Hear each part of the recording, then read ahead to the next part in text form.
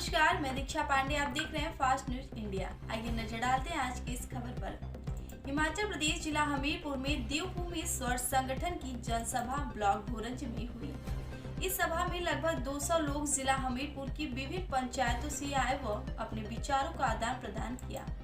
इस जनसभा में ज्वलंत मुद्दों जैसे सामान्य वर्ग आयोग का गठन, आरक्षण के दुष्प्रभाव, एट्रोसिटी एक्ट के दुरुपयोग व पंचायत स्तर पर सामान्य वर्ग स्वर्ण संगठन की इकाइयों के गठन पर जोर दिया गया।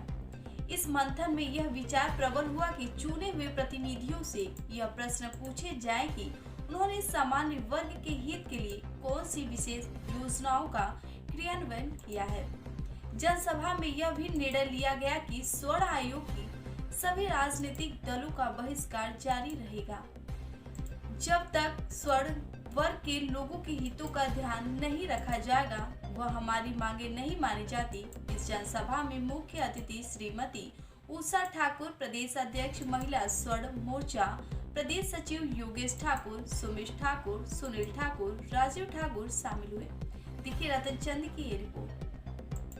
बात ऐसी है कि जिन लोगों ने सर्वा किया उन लोगों ने ये नहीं देखा कि ये जो रास्ता है स्वर्णों की जमीन से जा रहा है।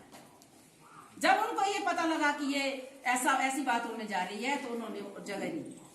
या तो ऐसा लिखते कि इस गांव में जो है ये लोग गरीब लोग ज्यादा है तो चलो ये पैसा दे दो, लेकिन ऐसा नहीं। एससी कंपोनेंट से 10 लाख रुपए उनके लिए दे दिया। मैंने कहा आप बताओ कैसे क्या करेंगे, समाज क्या करेगा। हमारा समाज जो है बाहर जाने वाला है, इसीलिए नोटा को वोट पड़ा है हमारा। और हमें किसी पार्टी से कोई लगाव नहीं है। जब तक अपनी मैनिफेस्टो में ये नहीं लिखते हैं कि सर्व समाज के लिए हमने फलानी बात की है, जब तक आरक्षण नहीं हटाते हैं, एट्रोसिटी एक्ट नहीं खत्म करते हैं, तब तक हमारा वोट नहीं जाएगा किसी पार्टी को।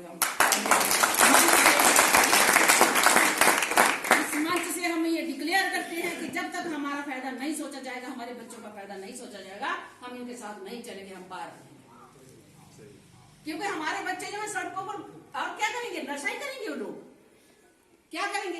1857 में लड़ाई लगी थी, महारानी झांसी एग्जाम्पल है आप लोगों के पास। अब भी झांसी की रानी है, आपकी घरवाली झांसी की रानी है। ये ध्यान रखना आपने, महिलाएं किसी क्षेत्र में कम नहीं है।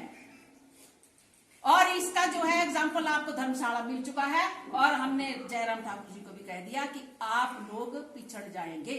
मैंने ये भी कहा कि हमारा अगर 75% समाज स्वर्ण है तो उनकी संख्या के अनुसार उनको रिजर्वेशन दीजिए। हम ये नहीं कहते कि एससी को मत दीजिए आप, लेकिन हमारे स्वर्ण समाज के बच्चों को भी उनके कंपटीशन में खड़ा करिए। और अगर पुलिस की भर्ती होती, जैसे योगेश जी ने कहा कि उनके लिए अगर 5 फुट 3 इंच हाइट है तो हमारे बच्चों के लिए 5 फुट 4 इंच हो। क्यों? अगर उन बच्चों के 80% 70% नंबर है तो हमारे बच्चों के लिए 80% हो। क्यों? वो कोई और से पैदा हुए, वो कुछ कोई और से पैदा हुए। सोचने वाली बात है। एक रिजर्वेशन से एक लड़का डीसी लग जाता है, रिजर्वेशन से उसका बेटा प्रोफेसर लग जाता है, रिजर्वेशन से उसकी लड़की डॉक्टर लग जाती है। अरे आपके बच्चों ने क्या बिगाड़ा हुआ जो समाज चुप बैठा हुआ नहीं। बताइए कहां जाएंगे हमारे बच्चे। तो अगर मैंने मंत्री जी को पूछा, मैंने कहा एससी कंपोनेंट से आप गांव के लिए पैसा देते हैं। मैंने जयराम ठाकुर जी के सामने ये बात कही कि मेरे गांव में, एक गांव में 7 घर एससी थे और वहीं 7 घर स्वर्ण थे। तो एससी के लिए 10 लाख रुपए मेरे पास आ गया जब मैं प्रधान थी पिछले टर्म में। 10 लाख रुपए आ गया कि इनको जी सड़कें दो, इनके रास्ते पक्के कराओ, इनके मकान अगर गिर रहे हैं तो उनको ये करो वो करो, जो भी। मैडम आज जो यहाँ मीटिंग रखी है इसका क्या उद्देश्य है? सर इसका उद्देश्य है हमारा स्वर्ण समाज का जो संगठन का आयोग का संगठन बनने जा रहा है, उसके लिए लोगों को जागरूक करना। जी आज के मुद्दे रहेंगे आपके, क्या क्या बताएंगे मीटिंग? सर मुद्दे तो देखिए, ये तो संगठन में जो तय करेगा वो मुद्दे होंगे हमारे। इस चीज को हम ऊपर नहीं करते हैं, लेकिन हमारी सरकार से फरियाद है कि जैसे आरक्षण जो है हमारे समाज में है, तो किसी भी वर्ग से, किसी भी जाति से हमें कोई घृणा नहीं है, लेकिन जो हमारा स्वर्ण समाज है जो 70% है, 75% है, उसको भी आरक्षण दिया जाए। या प्रोत्साहन राशि है अगर SC वर्ग का बच्चा जो है वो स्वर्ण बच्चों से शादी करता है तो उसके लिए 2.5 लाख रुपए दिया जाता है। लेकिन अगर ब्राह्मण बच्चा किसी राजपूत बच्ची से शादी करता है तो उसके लिए कोई पैसा नहीं है। तो वो भी इंटरकास्ट है, वो भी इंटरकास्ट है, लेकिन बराबर राशि मिलनी चाहिए।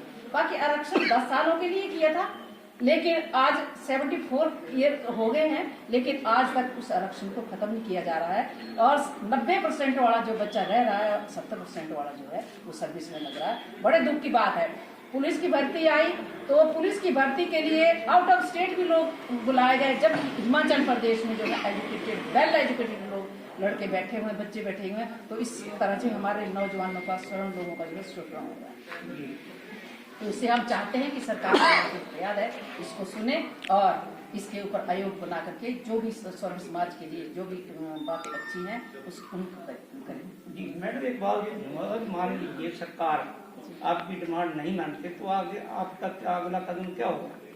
सर ऐसा नहीं होगा, क्योंकि हमारे पास जो रिटर्न आया है वो गवर्नर साहब का स्टैंप लगी हुई, साइन किया हुआ आया है।